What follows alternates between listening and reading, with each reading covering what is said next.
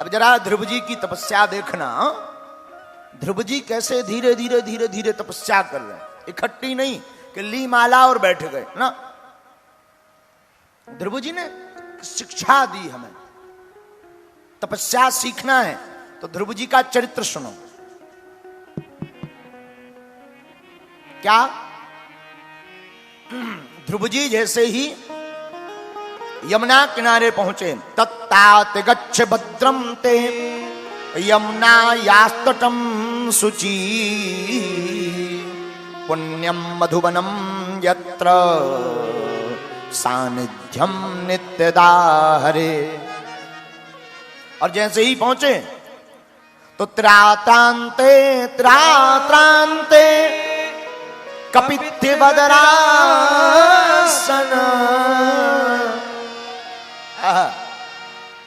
पहले महीना में ध्रुव जी ने तपस्या में क्या प्रारंभ किया? 3 दिन में एक बार सिर्फ फलाहार करते और 3 दिन तक निराहार। पूरा महीना ऐसे निकाल दिया। 3 दिन में एक दिन फलाहार, जो फल मिल गए सोई पा लिया और जय जय सीताराम। 1 महीना हो गया। अब 1 महीना जब पूर्ण हो गया, दूसरा महीना लगा तो थोड़ा कठोर कर दी साधना। जरा सुनना। द्वितीयम चा तथा मासम षष्ठे अर्भकु दिने। दूसरे महीने में 6 दिन में एक बार। बोले क्या? बोले अब फल नहीं खा रहे ना, थोड़ा कठोर साधना कर दी। बोले क्या? 6 दिन में एक बार तृणपर्णादि भी, सूखे पत्ते खाते हैं, बिल्व पत्र, गिरे हुए वृक्षों के सूखे पत्ते लेते हैं और पाते हैं, बड़े प्यार पूर्वक पाते हैं। दूसरा महीना ऐसे ही गुजार दिया।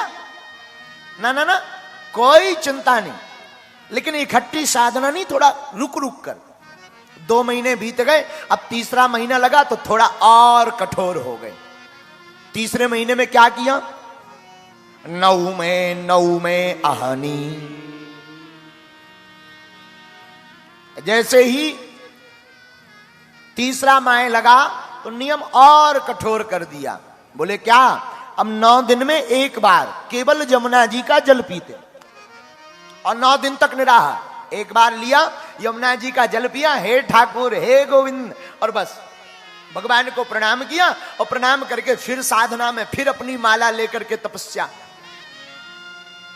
अब तीसरा महीना बीत गया, अब चौथा महीना लगा तो चतुर्मपि वै मासम द्वादशे अहनी द्वादशे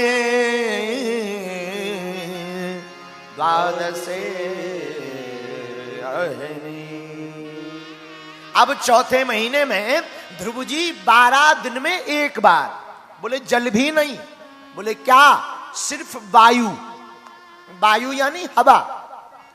12 दिन तक श्वास को रोक लेते, 12वें दिन श्वास को छोड़ते और एक बार पूरी श्वास लेते और फिर रोक लेते, और 12 दिन तक रोके रहते।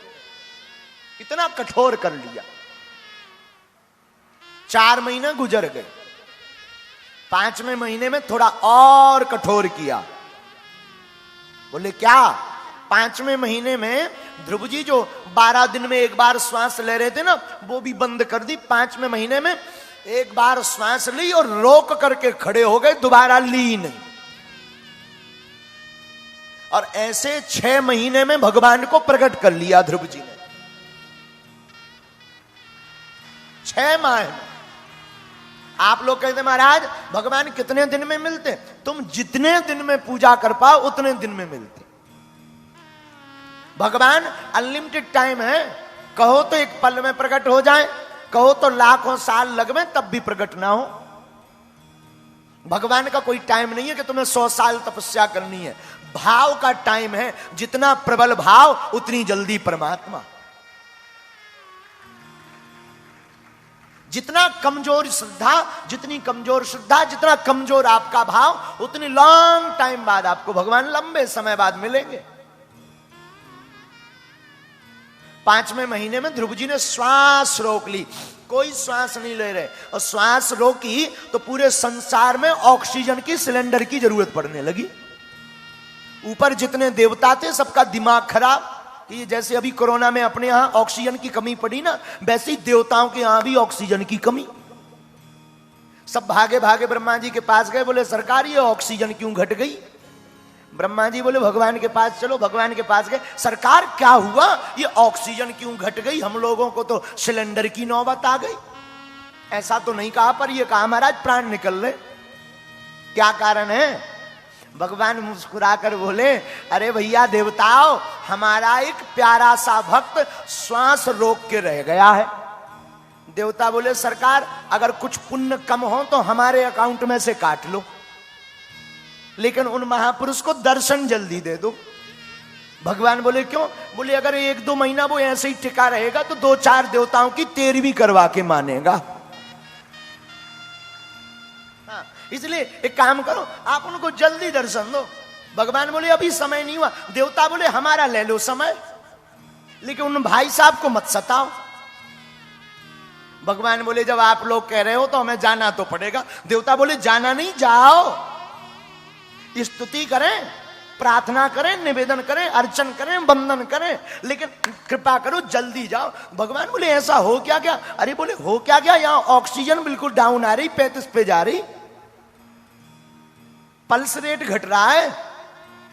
भगवान बोले ठीक ठीक ठीक ठीक, चिंता मत करो। भगवान विष्णु ने 7 ताबना दी, डांडस बंधाया, ठीक ठीक ठीक, अब मौन हो जाओ, हम अभी जाते हैं। भागे भागे भगवान अपने वाहन पर आरूढ़ होकर के ध्रुव जी के सामने गए। हेलो, उठो उठो भाई।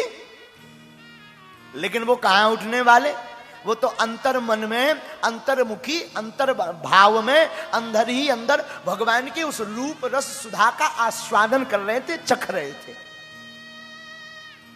लावण्यमय रूप, वो त्रिभुवन सुंदर रूप, वो मनमोहक रूप की छवि। जब योगी है ना, योगी अंतर मन में ही उस रूप रस सुधा का आनंद लेते हैं। तो ध्रुव जी मन ही मन गोविंद के रूप रस सुधा का आस्वादन कर रहे, आनंद ले रहे। उसको चखने के बाद फिर दूसरा रंग चखने की आवश्यकता। अच्छा, क्या कभी काले रंग पर दूसरा रंग चढ़ते देखा तुमने? बोलो ना, चढ़ता है क्या? हमारे सांवरिया भी काले ही हैं। ये जिनके जीवन में फिर उतर जाते ना, फिर उनके जीवन में कोई दूजा रंग नहीं आता है।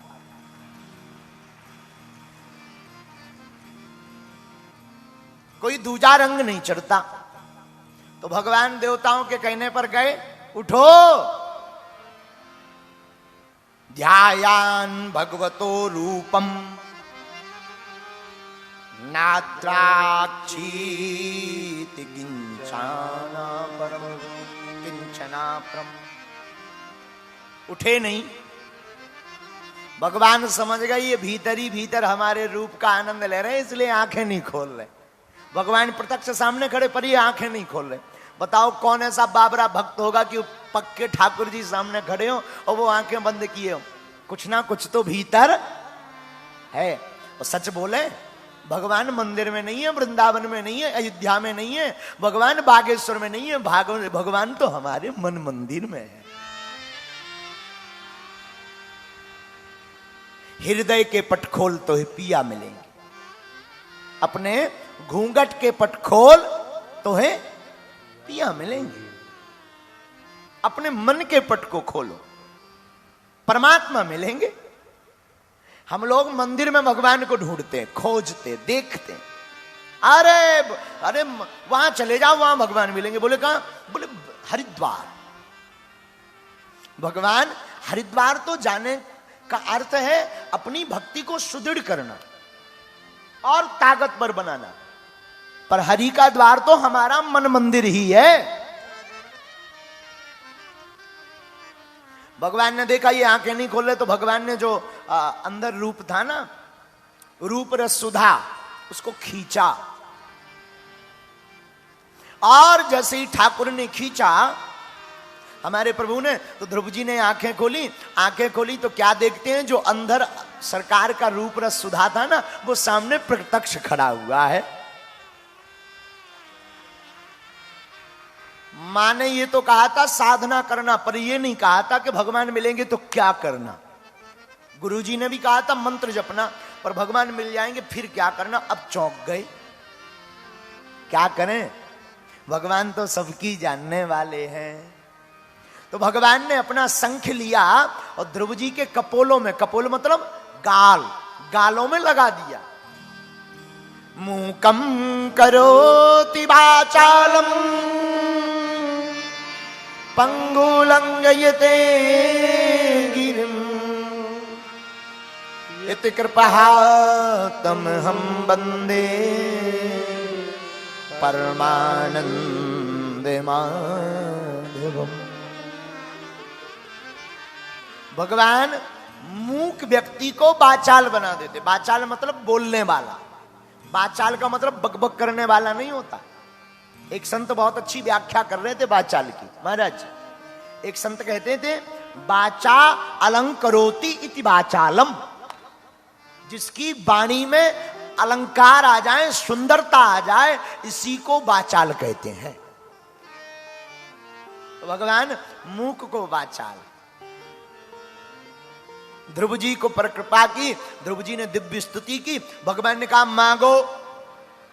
तो याद रखना, हम लोग मांगने की तब तक ख्वाहिश रखेंगे जब तक भगवान मिले नहीं। जिस दिन तुम्हें मिल जाएंगे तुम समझ जाओगे संसार का धन 2 कौड़ी का है, ठाकुर का धन तो परम धन है। सच्चा धन तो गोविंद। फिर कोई मांगता नहीं है, चुप हो जाता है। वो अगर मिल जाए तो क्या चाहिए। अब सरकार कुछ नहीं चाहिए, आप मिल गए। भगवान बोले ना ना ना ना ना, आप तो कुछ मांगने की इच्छा से आए थे, मांगो मांगो मांगो। भगवान कुछ नहीं चाहिए सच में। चलो नहीं चाहिए, हम फिर भी देते हैं। जाओ तुम अपने पिता की गद्दी पर बैठकर 36,000 वर्ष तक राज्य करो। बाद में हमारे धाम को आना, हमारे निज साथ में रहोगे। और ध्रुव जी 36,000 वर्ष तक राज्य किए। नागों से युद्ध हुआ और मृत्यु पर पैर रखकर आज भी गगन मंडल में ध्रुव तारा बन करके आज भी ध्रुव जी महाराज हैं। जब विवाह होता है तो पंडित जी कहते हैं ध्रुव जी के दर्शन कराओ, आज भी ध्रुव जी महाराज विराजमान हैं। ये भक्ति का परिणाम है। ये कोई बड़े बूढ़े महात्मा की कथा नहीं हमने सुनाई, नन्हे से 5 वर्ष के बालक की कथा। जैसे छोटे में ही भगवान मिल गए।